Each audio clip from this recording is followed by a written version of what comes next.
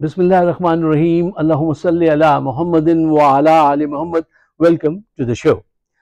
साहिबों, ISI के साबिक सरबराह फैज़ हमीद साहब जो हैं, उनकी गिरफ्तारी के बाद अब 3 और अफसरान जो हैं फ़ौज में से, उनको गिरफ्तार किया गया है। गालिबन 2 ब्रिगेडियर और 1 जनरल, 1 कर्नल हैं। अच्छा, तहकीकात जारी हैं। ये बात बहुत डिस्कस हो रही है और अभी बहुत देर तक डिस्कस होगी। और इसी के साथ आज इमरान खान साहब का एक बयान जो है वो बहुत डिस्कस हो रहा है। उसको अभी मनफी प्रोपेगेंडे का जरिया बनाने की कोशिश करेंगे हुकूमती गुमाश्ते और लिफाफे। अच्छा, वो बयान क्या है? वो बयान ये है कि इमरान खान साहब ने कहा कि फैज़ हमीद एक असासा था, उसको ज़ाया कर दिया। अच्छा, अब इस बयान को उसकी पॉजिटिव एंगल से नहीं देखेंगे, हकायक नहीं जानना चाहेंगे, झूठ बोलना शुरू करेंगे। देखिए, इमरान खान ने एक गद्दार को, एक जर्नैल को, एक चोर को जो है उसकी हिमायत कर दी। वाह वाह वाह, ये उनके साथ 9 मई में शामिल थे। ये ड्रामा ये जो है ये इस एंगल से आएंगे। आने दीजिए, हम भी यहाँ पे मौजूद हैं। अगर ये 100 झूठ बोलते हैं, बोल सकते हैं, तो हम एक सच बोलकर काम तमाम करेंगे इंशाल्लाह। अच्छा, इससे पहले कि गहराई में उतर के हम इस बात का जायजा लें, एक बात जहन में रखिए, जब कोई ऐसी डिबेट शुरू होती है ना पब्लिक लेवल पे, तो शुरू में तो बहुत सारी ओपिनियन होती हैं, बहुत सारे लोग मुख्तलिफ ख्यालात के साथ आते हैं। लेकिन जो कमज़ोर लोग होते हैं वो अक्सर ये चाहते हैं कि ये इसको 2 हॉर्स रेस बना दें। और वो कुछ नेचुरली भी इस तरफ ट्रेंड होती है कि I am pro army, you are pro फैज, ठीक है ना। तो ये एक वाइस वर्सा ये एक डिबेट शुरू हो जाती है। अच्छा, तो ये जहन में रखिएगा, ये इसी की कोशिश करेंगे कि ये उसको जो है ऐसे पेश करें कि वो 2 ग्रुपों में तकसीम हो जाए, फैज के दोस्त और फैज के खिलाफ, और फौज के हक में फौज के खिलाफ। जबकि हमारी कोई ये नियत नहीं है, हम फौज के साथ हैं। फैज अगर कोई जुर्म करते हैं तो उनके खिलाफ है, उसका साथ नहीं देंगे। ये अब हमारी पोजीशन होनी चाहिए। अच्छा, देखिए, इमरान खान साहब ने ये बात क्यों कही कि वो एक असासा था जिसको ज़ाया कर दिया। फैज हमीद साहब जो थे वो आईएसआई के चीफ थे, और अफगानिस्तान में इतना कठिन मुल्क है वो, उनको कोई बात समझाना आसान काम नहीं होता। जब भी इमरान खान ने कोई टास्क उनको दिया है, तो इस आदमी ने वहां जाके अपनी दोस्ती से, जिनके बहुत दोस्त हैं वहां पे, जो कनेक्शन है बहुत, उससे वो काम जो है पूरा किया। बहुत ही उम्दा कारकर्दगी दिखाई। देखिए, अफगानिस्तान के ताल्लुकात पाकिस्तान से कभी भी बहुत अरसे से अच्छे नहीं हैं, और बहुत एहतियात से चलना पड़ता है। वो उन नज़ाकतों को भी जानता है, फैज़ हमीद जानते थे, और काम भी अपना करके आते थे। तो इस बुनियाद पे वो उनको असासा कहते थे। क्यों? फैज़ हमीद बैनुल अक़वामी ताकतों से जो इन्वॉल्व थी, उनसे भी डील कर लेते थे, अफगानिस्तान से भी डील कर लेते थे। वहां पर मौजूद, अब ये बात बहुत गौर से सुनिएगा, इसको अपने जहन में रखिएगा। देखिए, पाकिस्तान को एक बहुत बड़ा चैलेंज वहां अफगानिस्तान में कल भी था, आज भी है, और आने वाले कल में भी होगा। वो है, अफगानिस्तान में भारत की बहुत मजबूत लॉबी है।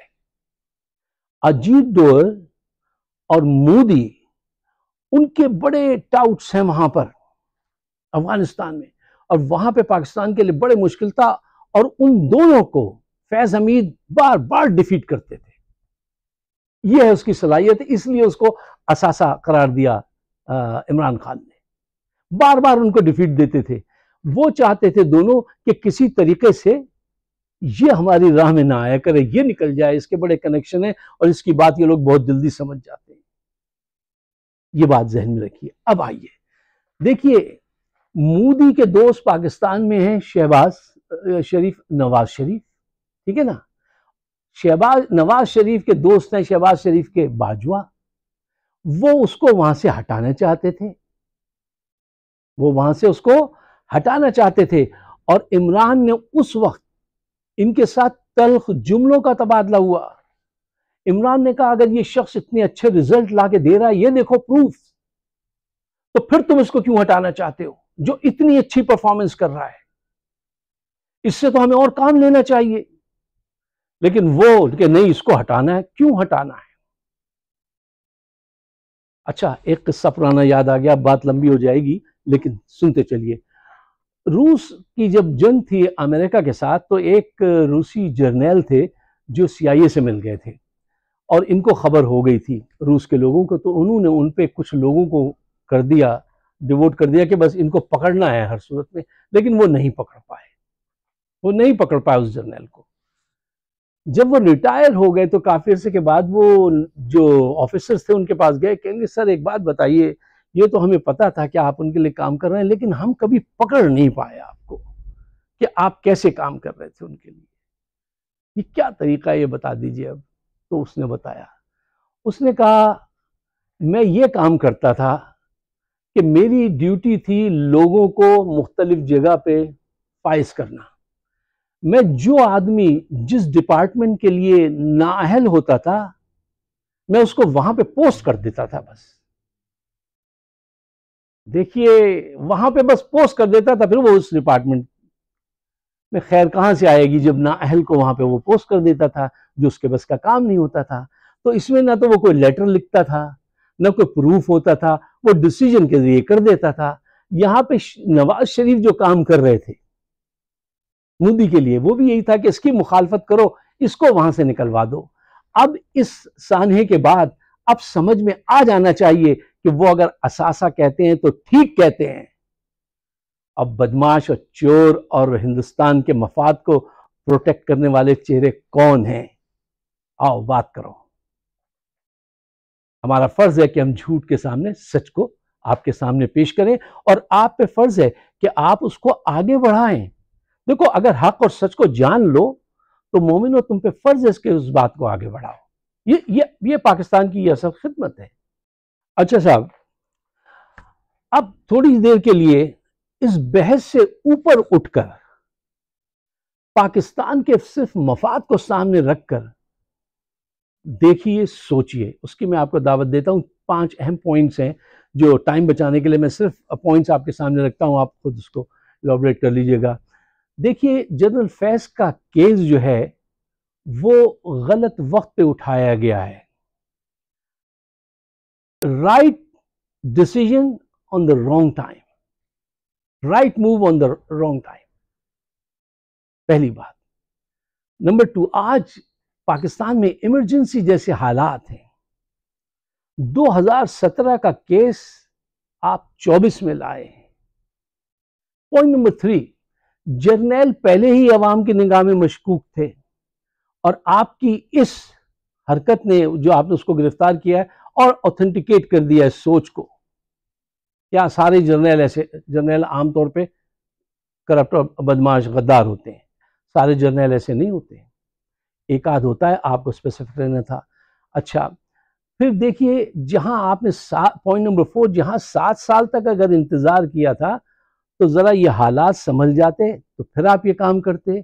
और इस काम की इतनी तशहीर क्यों कर रहे हैं? ये काम विद इन द प्रेमिसेस, आपकी बाउंड्री वॉल के अंदर, मिलिट्री कोर्ट के अंदर ही सिर्फ होनी चाहिए थी। इसकी इतनी तशहीर करने के क्या मानी?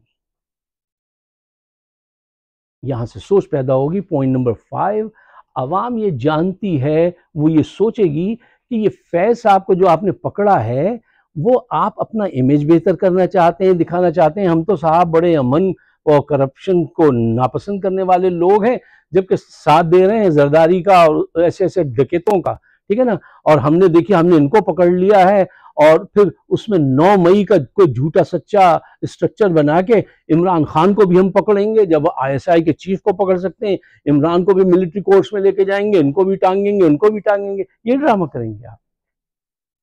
अवाम पहले ही बाखबर है।